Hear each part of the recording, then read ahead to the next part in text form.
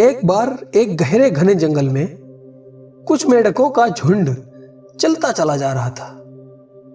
बारिश का मौसम था तो हर जगह फिसलन थी। तभी अचानक दो मेंढक फिसलकर एक गहरे गड्ढे में गिर गए। साथी मेंढकों ने देखा कि गड्ढा बहुत गहरा है। उन्होंने उन दोनों मेंढकों से कहा, अब बचने की कोई उम्मीद नहीं है, तुम दोनों कभी ऊपर नहीं आ पाओगे। लेकिन फिर भी उन दोनों मेंढकों ने अपने साथियों की बातों को नजरअंदाज किया और गड्ढे से बाहर निकलने की कोशिश करने लगे।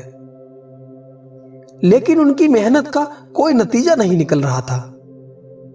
उनके बाकी साथी ऊपर से सब देख रहे थे। उन्होंने ऊपर से फिर कहा, तुम्हें हार मान लेनी चाहिए, ऊपर आने की कोई उम्मीद नहीं है, क्यों बेकार में खुद को तकलीफ दे रहे हो। यह सब सुनकर एक मेंढक ने आखिरकार हार मान ली। उसने नीचे और गहरे गड्ढे में कूदकर अपनी जान दे दी। लेकिन एक मेंढक लगातार कोशिश करता रहा। वह और अधिक कूदने की कोशिश करता रहा। उसके बाकी साथियों ने उससे कहा, क्यों इतनी कोशिश कर रहे हो, जबकि ऊपर आने की कोई उम्मीद ही नहीं है। तुम ये नहीं कर सकते। इससे अच्छा है कि तुम भी उसकी तरह खुद को मौत के हवाले कर दो। ये तुम्हारे बस की बात नहीं है। लेकिन वह उन सब की बातों को नजरअंदाज करता गया। वह कूदता रहा। जितना अधिक कूद सकता था उससे भी अधिक कूदने की कोशिश करता रहा। आखिरकार एक बार वह इतना ऊंचा कूदा कि गड्ढे से बाहर आ गया। वह जमीन पर पहुंच गया। उसने कर दिखाया।